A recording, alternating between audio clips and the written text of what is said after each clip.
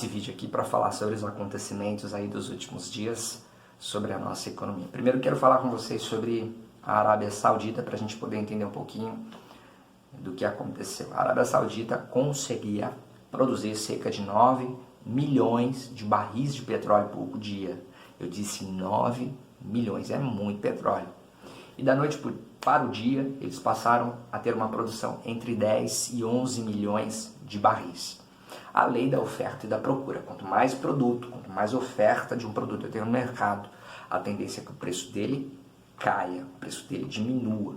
Então um barril que custava, um tonel de petróleo custava $70, passa a custar 30. E a Arábia Saudita ela vende muito para outros países, ela exporta muito petróleo, mas não somente ela. Temos o Brasil, que é um grande exportador, a Rússia, os Estados Unidos.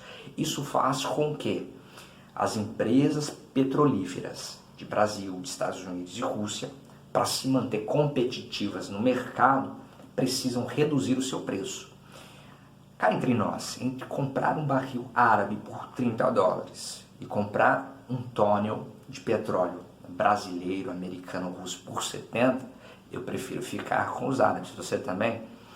Então foi isso que as empresas petrolíferas do Brasil, inclusive, fizeram, reduziram o seu preço. Quando nós reduzimos o preço do petróleo, estamos dizendo que o lucro ou o resultado das empresas serão diretamente afetados. Quando dissemos que o produto, o resultado das empresas vai ser afetado, isso gera uma certa insegurança por parte dos donos da empresa. Nenhum dono, na verdade, quer ver o seu negócio ir mal das pernas. E quem são os donos de uma SA, Caio, como a Petrobras? Claro que boa parte dessa estatal é do governo, mas ela é fatiada em diversas partes, em diversos papéis, que nós chamamos de cotas, ações ou propriamente dito papéis. E os donos desses papéis começaram a vender. Com essa insegurança, eles começaram a vender. Mais uma vez, quando eu tenho muito produto no mercado, tenho muita ação à venda no mercado, o meu preço ele cai, ele diminui. O preço das ações caiu, o preço da Petrobras caiu e o índice Ibovespa caiu. O Ibovespa ele é uma relação de empresas, as mais negociadas aqui no Brasil, por exemplo, na nossa B3, que é a antiga BMF, né? A nossa Bolsa de Valores, a antiga Bovespa, né? É o que é negociado as maiores empresas negociadas refletem nesse índice. E a Petrobras ela tem um peso muito grande. Estamos falando talvez, quiçá, da maior empresa do nosso país. Então ela tem um peso muito grande nesse índice. A partir do momento que ela perde o preço dela de mercado, ela vai derrubar também esse índice. Então perceba que é uma cadeia. A Arábia infla o mercado do petróleo. O preço do petróleo cai, as ações das empresas petrolíferas caem, não somente no Brasil, nós temos ali o índice Dow Jones caindo também. A empresa petrolífera perde o seu valor. Se ela perde o seu valor, ela arrasta o índice a qual ela é atrelada, no caso de Bovespa, para baixo. E qual é a importância, Caio, desse índice para o nosso mercado? Ele afeta diretamente, porque o investidor de fora do país ele vai olhar para esse índice e aí ele sabe se o país está bom ou se está ruim, para ele investir os seus dólares, o seu euro, as suas libras esterlinas, o seu dinheiro dentro do país. Então o investidor que olha o índice caindo, ele vai dizer assim, olha, eu não vou colocar meu dinheiro nesse país, porque ao invés de ganhar, eu tenho a tendência de perder. Então ele segura esses dólares. Quando ele segura esse dólar, significa dizer que eu tenho menos dinheiro estrangeiro em circulação.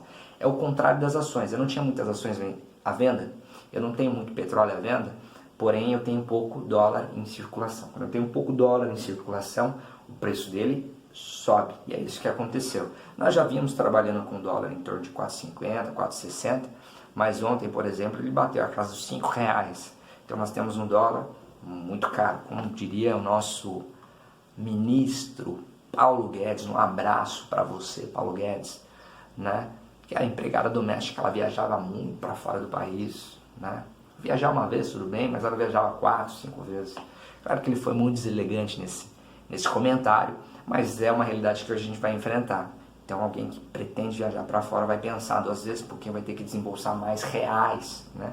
O dólar está muito valorizado, então nós vamos ter que desembolsar mais reais para viajar para fora do país. A libra esterlina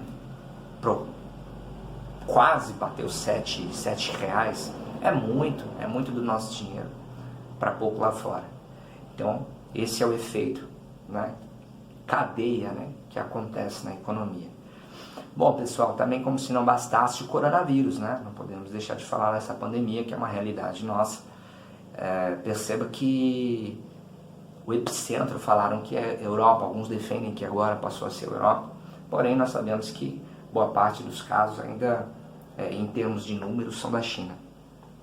Então, para mim, ele ainda permanece como epicentro do coronavírus, embora haja controle. É interessante que eles exportam muito produto, muitas peças. E países como nós, como o Brasil, eles compram essas peças por ser mais barato do estrangeiro e montam o produto aqui. É melhor para eles em termos de imposto, de taxação, porque se paga mais barato do que trazer o produto pronto. Então eles trazem por peças e montam aqui no nosso país. O que já está em container no mar para chegar no Brasil, vai chegar e vai ser recebido.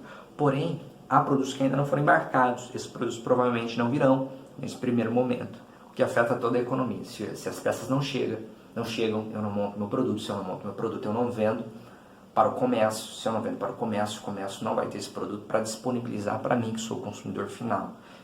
Então perceba que nós temos mais um efeito manada aí, né? Isso afeta diretamente a economia, porque a empresa que não consegue produzir o seu produto, ela precisa honrar os seus compromissos. Ela também tem fornecedores nacionais, precisa pagá-los, precisa pagar os seus funcionários, precisa estar em dia com as obrigações fiscais, e se ela não tem o produto para vender, ela não consegue fazer girar o dinheiro, e aí a tesouraria, junto aos demais departamentos da empresa, vai ter que se virar para poder manter as contas.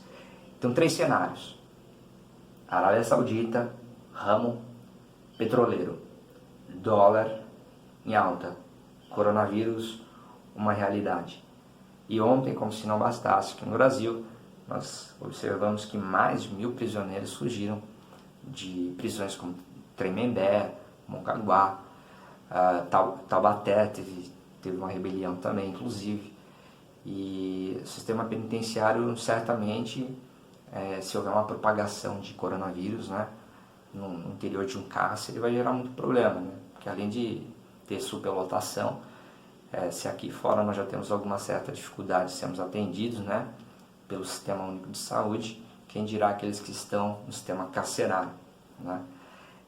Então, isso aqui é uma opinião minha a respeito dos ocorridos dessa semana e uma explanação para você que deseja entender um pouco melhor acerca da economia de um jeito um pouco mais simples, né? Então, entenda que a Arábia Saudita colocou muito produto no mercado, encareceu, diminuiu o preço do petróleo. Se ela diminuiu o preço do petróleo, outros países tiveram que diminuir, isso afeta resultados, acionistas venderam as suas ações, inflaram o mercado com as ações, o preço das empresas caíram, arrastaram os índices das bolsas de seus países para baixo. Arrastando esse índice, gera uma insegurança por parte dos investidores que seguram seu dinheiro, colocam embaixo do colchão. Esse dinheiro ele não vem, o dólar permanece subindo, fica difícil de controlar isso daí. Temos a situação das peças, do coronavírus. Então estamos numa situação econômica um pouco complicada, que vai depender muito dos nossos governantes e das estratégias que eles vão traçar para o nosso país. Tá bom? Espero que tenha ajudado um pouco. Deixe seu like, seu comentário aí. Estamos juntos sempre. Um abraço a todos.